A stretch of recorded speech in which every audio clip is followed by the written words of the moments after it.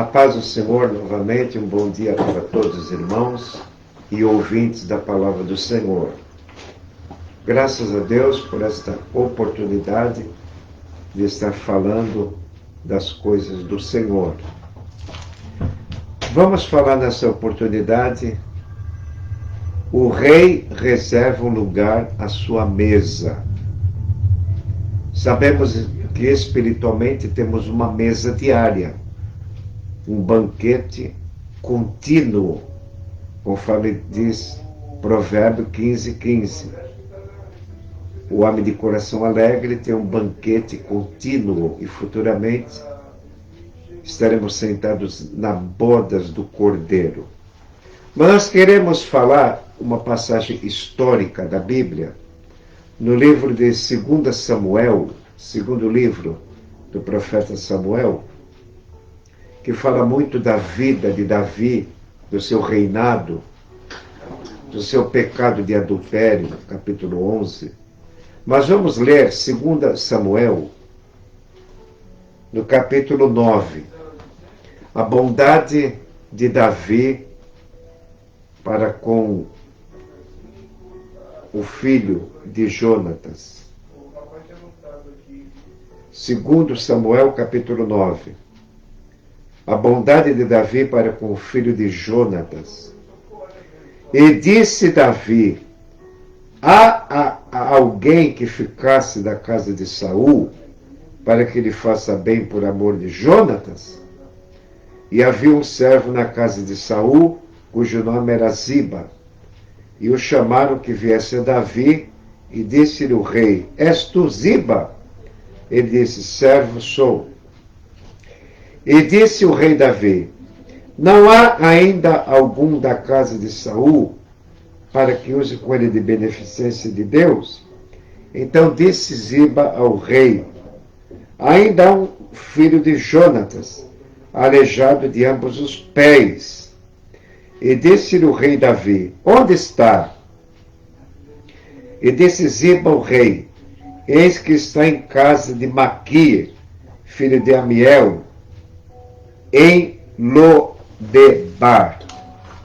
Senhor, aqui está a tua palavra, nos ajuda a transmiti-la para alguma lição espiritual e edificação em nossa vida. Amém. Mefibosete era neto do rei Saul. Habitava em Lodebar. Ele estava como que fugitivo, com medo de ser descoberto por Davi. Ele tinha até medo de ser morto por Davi. Mas Davi queria abençoar por amor de Jonatas, que era seu amigo íntimo, filho de Saul, que muitas vezes Jonatas livrou Davi da lança e da vingança de Saul. O rei Davi manda chamar, não apenas para comer no seu palácio, mas para viver para sempre com o rei. E Mefibosete era coxo dos pés. Lodebar era o lugar onde ele morava. Essa palavra Lodebar simboliza a situação do homem sem Deus. O nome Lodebar, do hebraico, significa lugar sem pastor, um terreno deserto. É o retrato do homem sem Deus, uma vida árida. Lodebar, terra do esquecimento, um lugar sem pasto, um lugar sem pastor, árido, seco, vazio.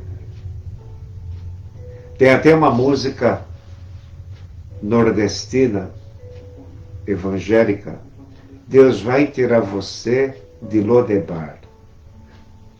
Lodebar, onde ficava Mefibosete. Davi queria abençoá-lo.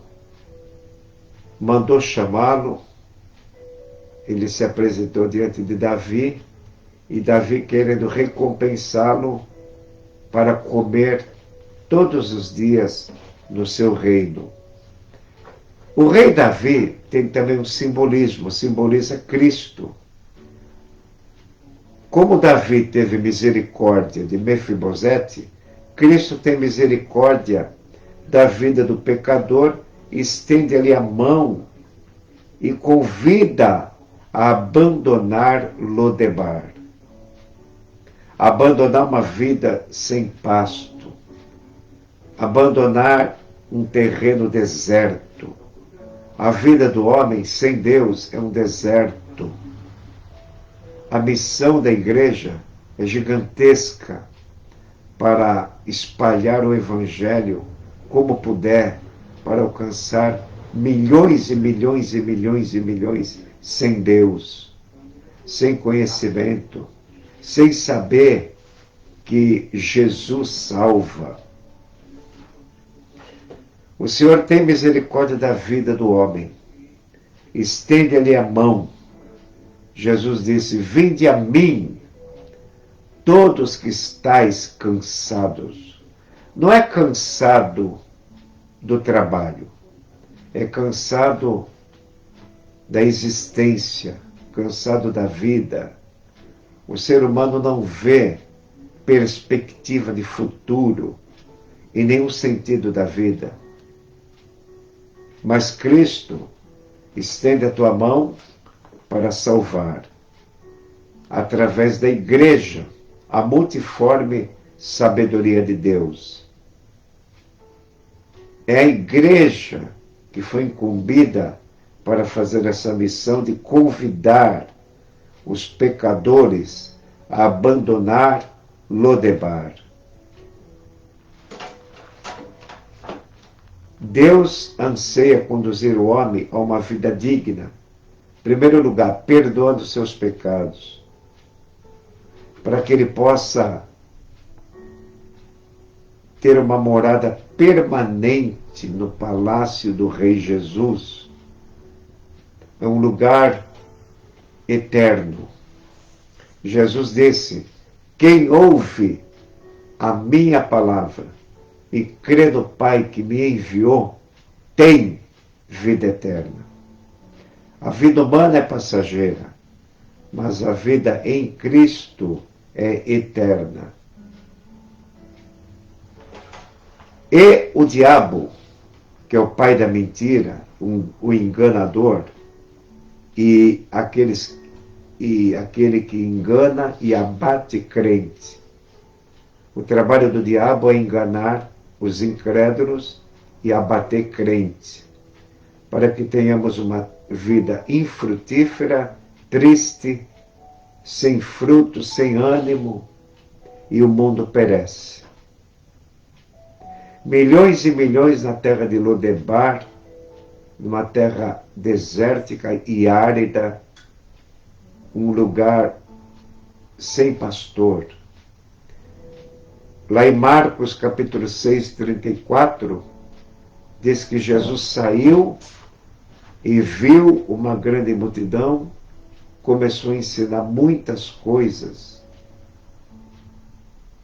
Em outra passagem, Mateus 14, 14, Jesus saiu, viu uma grande multidão e começou a curar e abençoar. Primeiro Jesus saiu. Se não saísse, não podia ter visto. E se não visse, não podia sentir. E se não sentir, não podia agir. Então nós precisamos sair para ver, para sentir e para agir. A igreja perdeu o sentimento. No congresso em Amsterdã, em 71, um evangelista internacional disse que a igreja atual perdeu a disposição e o interesse de pregar o evangelho a quem quer que seja, em qualquer situação. Pregar o evangelho significa todas as pessoas que passam por você. Você já imaginou isso? Todas as pessoas que passam por você, você precisa ter um folheto. Você precisa parar a pessoa. Se a pessoa te der ouvido, te der margem, você abre a boca e fala algo da palavra de Deus e explique para ela que não é ficar só naquilo, ela tem que crescer no entendimento, crescer no conhecimento.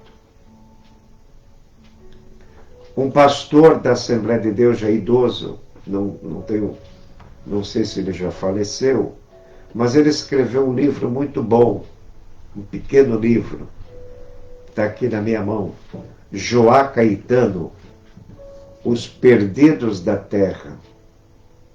Os Perdidos da Terra. Existem mais pecadores perdidos do que pecadores salvos. E se você é salvo, o que você está fazendo? Jesus te salvou para quê? Primeiro, para servir, para abrir os olhos da multidão.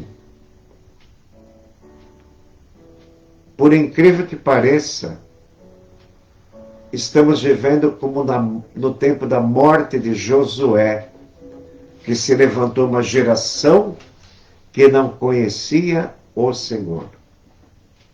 Hoje, devido a essa pandemia, há uma restrição no aprendizado, colégios fechados, agora estão começando a normalizar a situação, mas você já pensou crianças sem educação, sem aprendizado? Como é que vai ser o futuro? Como alcançar os pais dessas crianças? Como eles possam entender que Jesus Cristo não é uma religião? Você precisa falar. Eu preciso falar.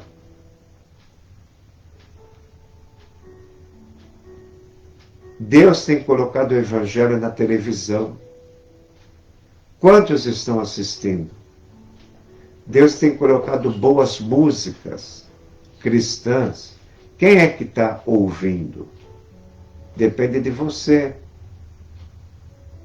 Tanto nas redes sociais, como corpo a corpo. Falar da palavra de Deus para que o ser humano sinta a necessidade de salvação. Precisam crer no Senhor Jesus e sair de uma terra árida, de uma terra infrutífera, que é o seu coração. Mefibosete deixou Lodebar, a terra do esquecimento.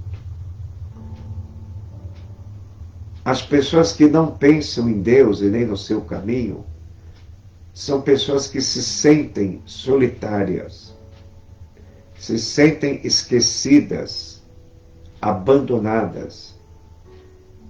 Não há ninguém que socorre. No Salmo 142, tem um versículo, verso 4, olhei para a minha direita, olhei para a minha esquerda, não teve quem me ajudasse. Ninguém cuidou da minha alma. Ninguém cuidou da minha alma. Salmo 142, 4. A multidão está dizendo, quem vai cuidar de nossas almas? Não há pastor, não há crentes que abrem a Bíblia para nós. Que nome devemos falar? Qual o nome que nos socorre? Existe alguém por aí que pode nos dar uma mão e nos tirar da terra de Lodebar, uma terra árida, esquecida, uma terra não há pasto?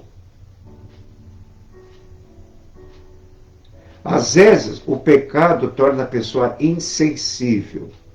O diabo aproveita substituir o vazio das pessoas com falsa liberdade de bebidas alcoólicas, a falsa liberdade do vício de drogas, maconha, cocaína, crack, outras drogas. Satanás tenta preencher o vazio das pessoas com balada, com música, com distração. E assim vai o ser humano indo para o inferno, muitas das vezes, por nossa culpa. Ah, mas está todo mundo evangelizado. Concordo, mas não como se deve. Nós que estamos tanto tempo na igreja, não sabemos a Bíblia toda. Imagine alguém que está fora da igreja. Você que está 20 anos na igreja, 10 anos na igreja, 5 anos na igreja. Eu estou há mais de 30, não sei nada da Bíblia. E quem nunca ouviu nada? Ou quase nada? Ah, está todo mundo evangelizado. Não está, não. Eu tenho experiência própria. Pergunte onde que Jesus nasceu, que cidade. Pergunte para 1000 pessoas. Se 10 acertar é muito. Pergunte a cidade que Jesus morreu no Calvário. Pergunte para 1000 pessoas. Se 50 falar que é Jerusalém, é muito. Pergunte qual o primeiro livro da Bíblia. Para 1000 pessoas. Se 100 falar que é Gênesis, é muito. E você chama isso de evangelização? Todo mundo já sabe? Não. Impera uma ignorância quase que total da Bíblia e dos caminhos de Deus e da obra de Deus. Ninguém sabe o que é uma igreja evangélica. Ninguém escutou o ensino bíblico.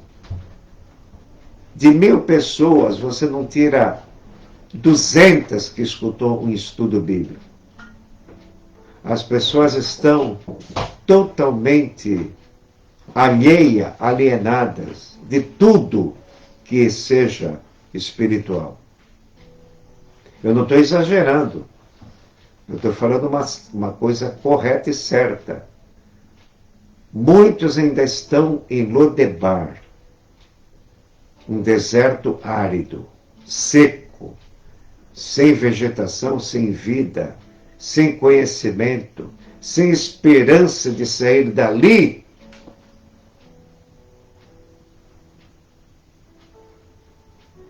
Por incrível que pareça. Agora, tem por outro lado aquele que já ouviu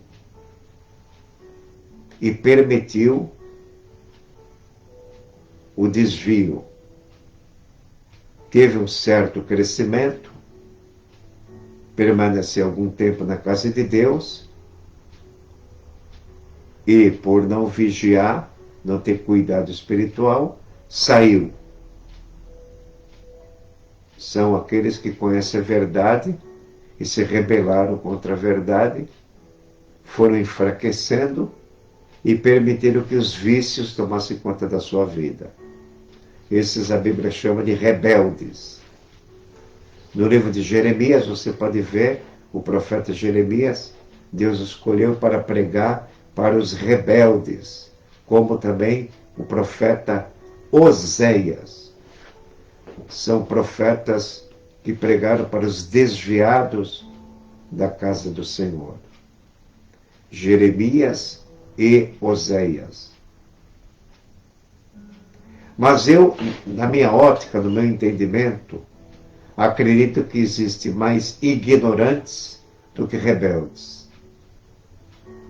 O rebelde não é aquele que escutou o evangelho uma vez ou duas ou três. Ele não chega a ser um rebelde. Ele escutou, mas não decidiu. Ele ainda ignora muitas coisas. O mundo, as informações que o mundo tem, bombardeiam a mente das pessoas. Uma pessoa sai para trabalhar às 7 horas da manhã, às vezes chega às 6 horas da tarde em casa. E se ela não tiver um toque do Espírito Santo por alguém, como é que ela vai ler a Bíblia à noite? Ou vai assistir algo espiritual como a novela Gênesis? Hoje eu vinha falando no trem, para que todos possam ver a novela. Falei de Sodoma e Gomorra, o que significa, onde são essas cidades, por que Deus destruiu, e por que Deus permite passar isso na televisão. Quase ninguém sabia dessa novela. Meia dúzia de mãos se levantaram. E você acha que o mundo está evangelizado? Nós achamos que o mundo está evangelizado, não está. Milhões passam em frente a uma igreja evangélica, mas nunca assistiram um culto. Outros já assistiram 3 ou 4, meia dúzia de cultos e não teve... É como aquela parábola que Jesus ensinou. O inimigo tira do coração a palavra. Eles esquecem e voltam a pescar, que nem Pedro. Ah, não adianta. Vão voltar a pescar. Tem muita gente assim. Não foram alcançados pelo genuíno evangelho e o acompanhamento de discipulado. Vem na igreja esporadicamente à procura de um emprego, de uma cura, mas estão longe de saber que Deus quer que eles sejam obreiros.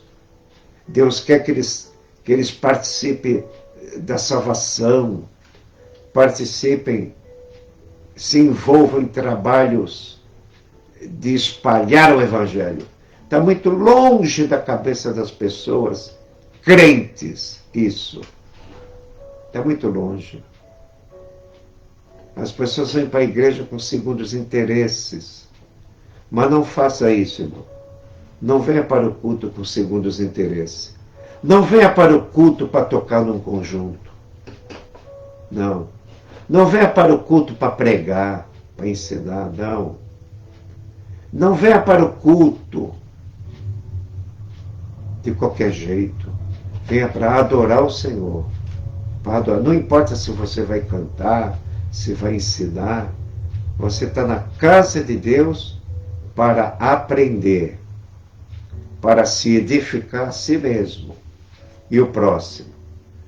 Não seja egoísta no culto. Saudoso pastor dizia: nunca sente nos primeiros assentos da igreja, porque você não sabe quem vai chegar depois. Sente no último banco, para você ver quem faltou, quem não faltou, quem veio, quem não veio. Aí você já se preocupa em visitar quem não veio, porque você está no último banco da igreja. Agora você senta nos primeiros bancos, desinteressado com quem veio, com quem não veio. Nós que estamos na igreja, precisamos ter uma visão ampla, uma visão assim geral da obra do Senhor. Quando o amor esfria, você não tem esse interesse. Seu coração está frio, está sem sentimento. Você está na igreja religiosamente. Você vai na igreja porque é domingo, não tem para onde ir. É domingo, então eu vou para a igreja. Isso não está certo. Eu, quando me converti, eu recebi os ensinamentos, logo no começo da minha fé, que o crente não pode ser um crente domingueiro. Eu perguntava: pastor, irmão, o que quer dizer crente domingueiro? Aquele crente que pode vir outros dias, mas só vem domingo. E eu não sabia, na época, que domingo as pessoas tinham mais tempo. Porque eu trabalhava, largava 5 horas da tarde, e quando era 6h30 estava livre, já tomava banho, tomava café. Então eu ia para a igreja, eu chegava lá às 7h20, 7 horas, o culto não tinha começado. Eu não tinha ideia do que é crente domingueiro, porque eu ia na semana, ia quarta, ia sexta, ia domingo. E a minha fé foi assim no começo. Ia quarta, culto público. Ia sexta, culto de doutrina.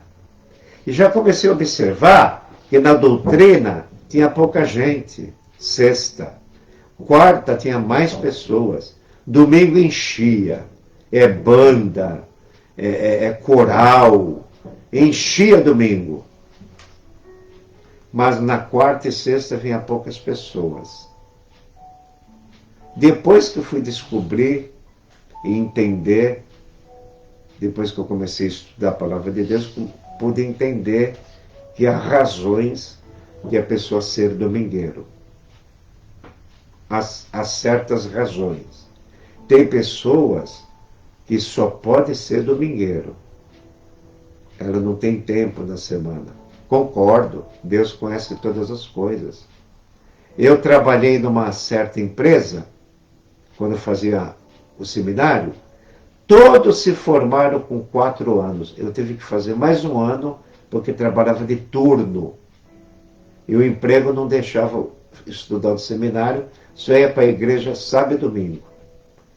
De segunda a sexta, fazendo turno. Todo mundo se formou na faculdade, menos eu. Teve que fazer mais um ano, fazer novas provas para passar.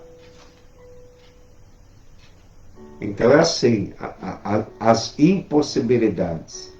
Eu venho aprender isso depois de muito tempo de crente. Porém, se você pode não ser crente domingueiro, é melhor. Se você puder vir no meio da semana, num culto, vamos supor, 2 vezes por semana ou 3. Eu congreguei no Guarujá, no Brasil para Cristo, tinha culto todo dia. Segunda, terça, quarta, quinta, sexta, sábado e domingo. Todo dia. Todo dia culto. Eu achava um pouco assim exagerado. Não é que o crente não tenha prazer de ir todo dia, mas ele tem família. Ele tem uma vida humana. Né? O culto todo dia, a gente fica enquadrado naquele texto, né? 1 Timóteo 5:8. Vamos ler esse texto? Olha aqui, também temos deveres para com a família, né?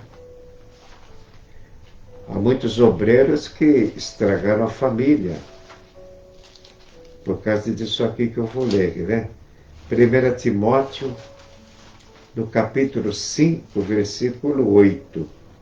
Mas se alguém não tem cuidado dos seus, e principalmente dos da sua família, negou a fé, e é pior do que o infiel. Olha, eu cheguei a ver um obreiro que disse assim: irmão, eu estou 15 dias sem ir em casa, porque a obra de Deus não está permitindo. Esse obreiro está certo? Não. Não está certo. Na minha vida eu tive a oportunidade de dormir fora de casa há muitos anos. Mas eu estava sempre em contato com a família, por telefone, e uma escapadinha já ia embora. Olha aqui de novo. E se alguém não tem cuidado dos seus, e principalmente dos da sua família, negou a fé. E é pior do que o infiel. Por quê? Porque o infiel, às vezes, está em casa todo dia. Vê a família. E o crente? Por quê? Não gosta da família? Não tem um lar? Não tem distração com a família? Não vai no mercado? Não ajuda? Não arruma a casa? Não faz nada? Então, temos que ter um equilíbrio. Jesus nos tirou de Lodebar, de uma vida árida, uma vida seca, uma vida pecaminosa, uma vida ruim, e nos colocou na sua mesa. Aleluia! A mesa. Preparas uma mesa perante mim, diante dos meus inimigos. Unge a minha cabeça com óleo, meu cálice transborda. O Senhor tem sempre uma mesa preparada. E naquele grande dia, se formos fiéis, estaremos assentados para sempre nas bodas do Cordeiro. Aleluia! Então Jesus nos tirou de Lodebar para comermos na mesa do Rei e vivermos com Ele para sempre. Aleluia! Você se sente em Lodebar? Se sente esquecido, abandonado, solitário, enfermo? Parece que nada muda. Jesus está com você. Jesus quer que você clame por Ele, louve Ele, reaja, que Ele vai te ajudar. Ele quer tirar todos de uma vida árida, de uma vida monótona, seca, sem graça, uma vida vazia. O apóstolo Pedro diz assim: sabendo que não foi com ouro e prata que fomos comprados da nossa vã maneira de viver, que por tradição recebemos de nossos pais, mas fomos comprados com o precioso sangue de Cristo, como de um cordeiro incontaminado. Aleluia! Graças a Deus que Jesus nos libertou e nos dá equilíbrio, faz a gente frutificar. Amém? Oremos. Senhor, a Tua palavra tem lições espirituais, históricas, que servem para os nossos dias. A Tua palavra nos dá sabedoria. A Tua palavra é fonte de alimento espiritual e sabedoria para aquele que se atém a ela. O Senhor é bom para a alma que o busca, disse Jeremias. Ajuda-nos, Senhor, que sempre possamos estar buscando o Senhor e na Sua palavra, que é a nossa vida. Sabedoria para viver na Tua presença. Nos guarda, Senhor, guarda todo o Teu povo e que possamos, com a força do Senhor, ser um pouco mais frutífero, para a honra e para a glória do Teu nome. Amém. Amém.